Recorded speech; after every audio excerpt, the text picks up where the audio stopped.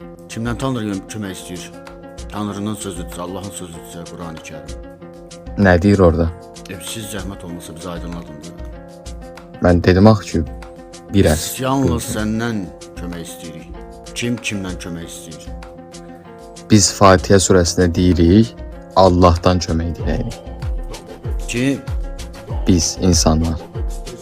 Onun insanlar üçün olduğunu, insanların dilindən danışdığını kim təsdiq edir?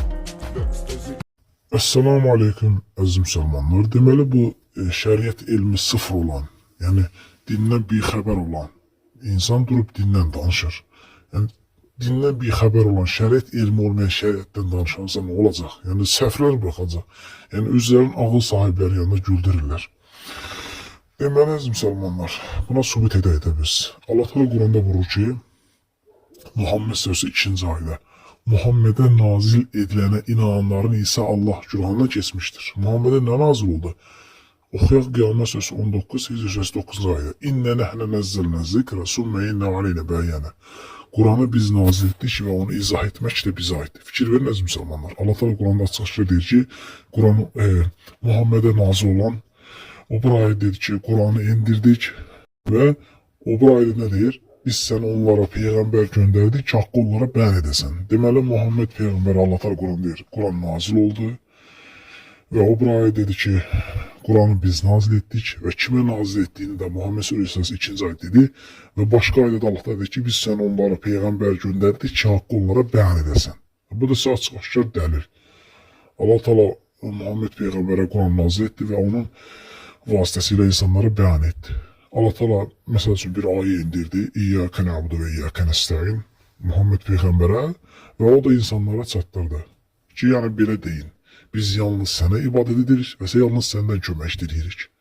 Yani arkadaşlar Allah Teala Kur'an deyir ki Muhammed'e nazil eden. Muhammed'e ne nazil oldu? Başka ayet deyir ki Kur'an.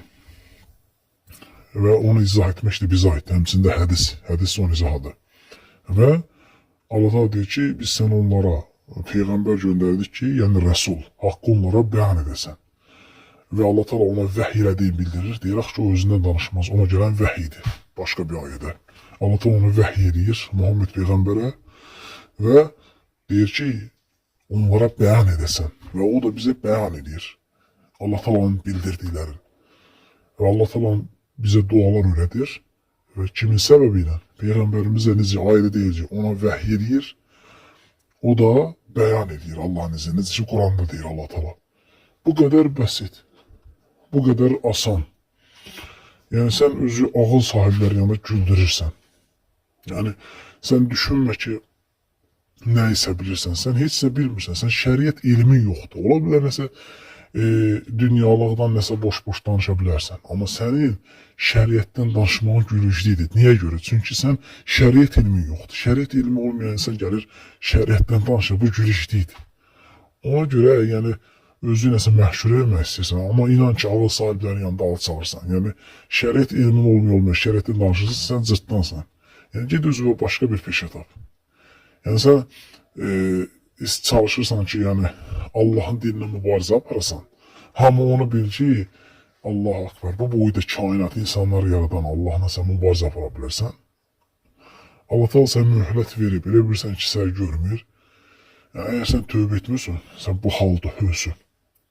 Sen inan ki kurtula bilməyəcəyini inşallah sen əzab gözləyir. Eğer tövbe etmeden kafir kim ölsün bu formada. Ona göre çalış tövbe ilə.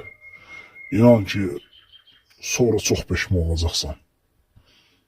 Çalış tövbe ilə. Çünki sən hələ ki mühlət diyarındasan. Hələ fürsət diyarındasan. İstədiyi danış, istədiyi ilə. Necə ki Ömər radiyallahu anh ki bugün əməl var, hesab yoxdur. Bugün istədiyi ilə, amma vaxtı gələndə hesab olanda əməl olunacaq. Onda çox peşman olacaqsan.